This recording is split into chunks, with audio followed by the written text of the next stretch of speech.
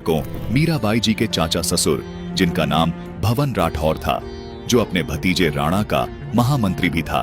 भवन राठौर जी विष्णु जी के परम भक्त थे। भवन राठौर जी मीराबाई का भक्ति करने में बहुत सहयोग किया करते थे। वो मीराबाई जी को हौसला दिलाया करते थे कि बेटी, इस भक्ति मार्ग से आप कभी भी डगमग न होना। भगवान बस अलग अलग तरीके से अपने प्रिय भक्त की परीक्षाएं लेता है।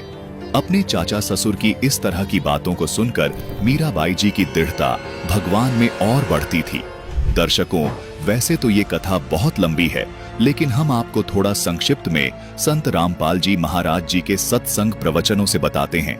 दर्शकों, चित्तौड़ के राजा यानी राणा के अत्याचारों से तंग आकर मीराबाई जी घर त्याग कर वृंदावन चली गई थी। मीराबाई जी के घर त्यागने के उपरांत राजा के नगर में अकाल पड़ने लगे थे और तरह तरह की आपत्तियां भी आने लगी थी। उसके बाद राजा ने बहुत से ज्योतिषियों को बुलवाया और उनसे इन सब समस्याओं का कारण जाना।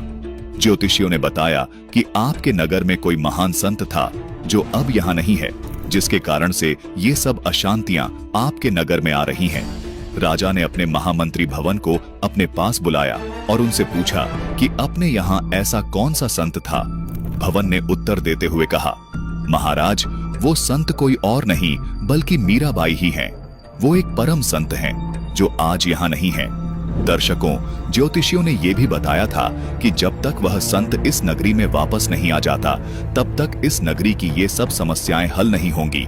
इसलिए उस संत का आना इस नगरी में अनिवार्य है। दर्शकों, ये सब सुनकर राजा ने कहा कि कुछ भी हो जाए, पर मीराबाई जी को वापस लेकर जरूर आओ।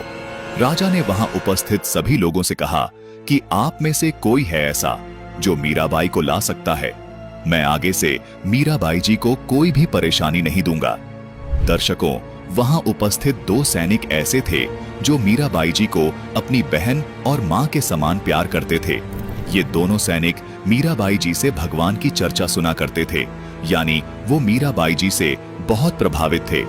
उन्होंने राजा से कहा कि हम मीराबाई जी को वापस ला सकते हैं। मीराबाई जी हमारा कहना कभी नहीं टालेंगी। राजा ने इन दोनों सैनिकों से कहा कि अगर तुम मीराबाई को वापस नहीं ला पाते हो तो? सैनिकों ने कहा कि हम आपको दोबारा मुंह नहीं दिखाएंगे, यानी हम भी वापस नहीं आएंगे।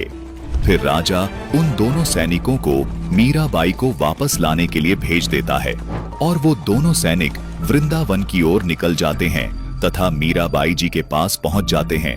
वहां पहुंचकर वो दोनों सैनिक मीराबाई जी से वापस चलने की प्रार्थना करते हैं, तो मीराबाई जी वापस जाने के लिए मना कर देती है। तब वो दोनों सैनिक कहते हैं कि हम राजा को वचन देकर आए हैं कि अगर हम आपको वापस नहीं लेकर आते हैं तो हम आपको दोबारा मुंह नहीं दिखाएंगे, यानी हे मीराबाई जी, आपके बिना हम भी वापस नहीं जा सकते हैं।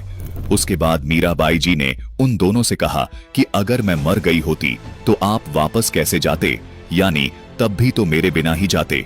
और ऐसा बोलने के बाद मीराबाई जी परमेश्वर कबीर जी से प्राप्त सतनाम का जाप करते करते तथा उन सैनिकों के देखते ही देखते पत्थर की प्रतिमा में समा गई। ये सब देखने के बाद वो दोनों सैनिक वापस अपने राज्य की ओर निकल पड़ते हैं। उधर दूसरी तरफ राजा ने अपने महामंत्री भवन से कहा कि आज शिकार करने चलेंगे, आप भी तैयार हो जाओ और घोड़े आदि तैयार कर लो। दर्शकों, महामंत्री भवन तैयार हो जाता है। वो अपने हाथ में एक बड़ी तलवार और बेल्ट में एक बड़ी छुरी, जिसको बर्छी बोलते थे, वो सब रख लेता है। महामंत्री भवन राजा से जाकर बोलते हैं कि सारी तैयारी हो चुकी है, चलिए अब हम शिकार के लिए निकलते हैं। उसी समय मीराबाई जी को लेने गए वो दोनों सैनिक वापस आ जाते हैं। उन दोनों सैनिकों ने वहां पर घटित सारी घटना को राजा को बताया कि ऐसे ऐसे हमने मीराबाई जी से वापस चलने के लिए प्रार्थना की, तो उन्होंने कहा कि मैं वापस नहीं जा सकती। अगर मैं मर जाती तो मुझे कैसे ले जाते। उसके बाद मीराबाई जी एक पत्थर की प्रतिमा में समा जाती है। ये सब सुनकर राजा ने कहा कि उसने अवश्य कोई न कोई मुसलमान खत्म कर लिया होगा, इसीलिए वह मिट्टी में दब गई। मैं तो तब उसे एक संत या भक्त मानता जब वो आकाश में जाती, क्योंकि स्वर्ग तो ऊपर है नीचे नहीं। मिट्टी में समाने का मतलब है उसमें दोष था। राजा की ये बातें सुनकर महामंत्री भवन ने कहा कि चुप हो जा राणा, इतने पाप इकट्ठा करके इनको कहां लेकर जाएगा? अगर मीराबाई जी आकाश में भी चली जाती फिर भी आप नहीं मानते? राजा ने अट्टहास करते हुए कहा, फिर तो कौन नहीं मानेगा? फिर तो हम अवश्य मान जाते कि वो परम संत या भक्त थी। वहां पर उपस्थित एक गुलाम जो घोड़े की लगाम लिए घोड़े के बगल में खड़ा था, जो भवन से काफी प्रभावित था, उनसे भगवान की चर्चाएं करता था। उस गुलाम से भवन ने घोड़े की लगाम ले ली और घोड़े पर चढ़ गया तथा राजा से कहा कि देख राणा, मैं जा रहा हूं स्वर्ग में। ये बोलने के बाद महामंत्री भवन जी अपने भगवान को याद करते हैं और कुछ मंत्र से बोलते हैं। महामंत्री भवन के बगल में खड़ा गुलाम भी बोलता है कि महाराज, मुझे इस राजा के पास अकेले छोड़कर मत जाना, मैं यहाँ कैसे रहूंगा, मुझे भी अपने साथ ले चलो। गुलाम के इतना बोलने तक घोड़ा जमीन से थोड़ा सा ऊपर उठ चुका था। तभी गुलाम घोड़े को पकड़ लेता है और महामंत्री भवन, गुलाम, घोड़ा सभी स्वर्गलोक में पहुंच जाते हैं। दर्शकों, अब आपके मन में शायद ये शंका आ रही होगी कि क्या महामंत्री भवन और गुलाम इसी 5 तत्व के शरीर में ही स्वर्गलोक में रहेंगे? दर्शकों, ऐसा नहीं है। इस शरीर को स्वर्ग में रहने से पहले त्यागना होता है। इस शरीर को नष्ट कर दिया जाता है तथा उन्हें एक देवरूप शरीर मिलता है। महामंत्री भवन की भक्ति की शक्ति से ही घोड़े को भी स्वर्गलोक में देवरूप दिया गया। दर्शकों, इसी प्रकार पुराणों में और संत गरीबदास जी महाराज जी के अमर ग्रंथ में एक और प्रमाण मिलता है कि राजा हरिश्चंद्र जी ने भी भगवान से यही मांगा था कि सारी काशी नगरी तथा वहां के पशु पक्षी समेत स्वर्गलोक जाए। दर्शकों, उन पशु पक्षियों को भी राजा हरिश्चंद्र की कमाई से ही स्वर्गलोक में देवरूप प्रदान किया जाता है और उन्हें इनके द्वारा दी गई भक्ति कमाई तक स्वर्ग में रखा जाता है। स्वर्गलोक में वो तब तक रहते हैं जब तक उनके पुण्य कर्म रहते हैं। उसके उपरांत उनके कर्मों के अनुसार नया शरीर प्राप्त होता है। दर्शकों, जैसा कि संत गरीबदास जी महाराज जी ने अपनी इस वाणी में कहा है कि गरीब भवन गमन गगनों किया, घोड़े सुधा गुलाम, शोमी श्री साहेब मिले बरछी लो लगाम। यानी महामंत्री भवन जी घोड़ा, गुलाम, बरछी आदि के साथ वो स्वर्ग में गए। दर्शकों, अब आपको हम एक और उदाहरण देते हैं। हरियाणा में स्थित झज्जर जिले के एक प्रमुख संत नित्यानंद जी महाराज हुए हैं। नित्यानंद जी माजरा गांव में रहते थे। इस गांव में एक जटेला नाम का तालाब था।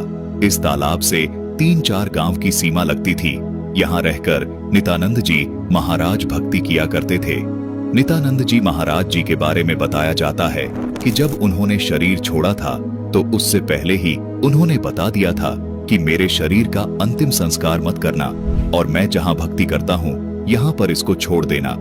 नित्यानंद जी महाराज की मृत्यु के उपरांत ऐसा ही किया गया।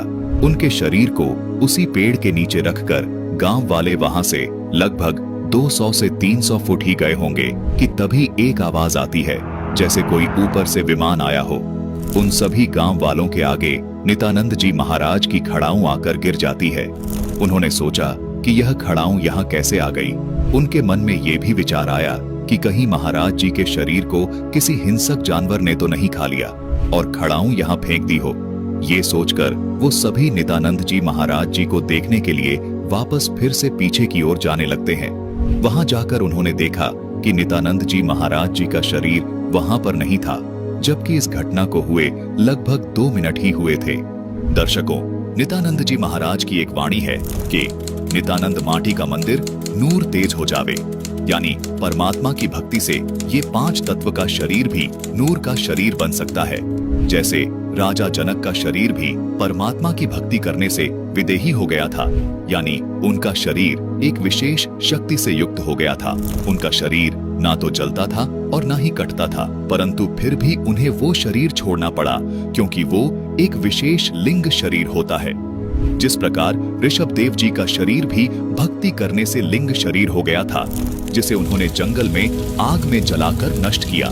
यानी ये काल के लोक की व्यवस्था है कि भक्ति करने से लिंग शरीर को त्याग कर ही स्वर्ग में नया शरीर मिलता है। इसी प्रकार नित्यानंद जी महाराज सह शरीर स्वर्ग तक गए और वहां उस शरीर को छोड़कर देव शरीर प्राप्त किया। वाणी है कि लिंग शरीर मोक्ष नहीं भाई, आगे जाकर देह उठाई। नित्यानंद जी को स्वर्ग में जाकर लिंग शरीर छोड़ना पड़ा और कुछ समय के लिए देवता शरीर मिला। उसके बाद उन्हें वापस पृथ्वी लोक पर आना होगा। ये काल ब्रह्म के लोक की व्यवस्था है। दर्शकों, अब आपको बताते हैं कि कबीर परमेश्वर जी ने संत रामपाल जी महाराज जी को सह शरीर सतलोक भेज दिया था और आज कबीर परमेश्वर जी स्वयं संत रामपाल जी महाराज जी के रूप में लीला कर रहे हैं। दर्शकों, आदि सनातनी भक्ति की शक्ति और परमेश्वर की कृपा से 5 तत्व का शरीर नूरी शरीर हो जाता है। यहाँ से जाने के बाद मानसरोवर में स्नान करने के उपरांत ये 5 तत्व का शरीर उस मानसरोवर में घुल जाता है तथा आत्मा को नया शरीर मिल जाता है जो तेजपुंज यानी नूर का होता है, जिस शरीर का प्रकाश 16 सूर्यों के प्रकाश के बराबर होता है। और ये शरीर अमर शरीर होता है जो कभी भी नष्ट नहीं होता है।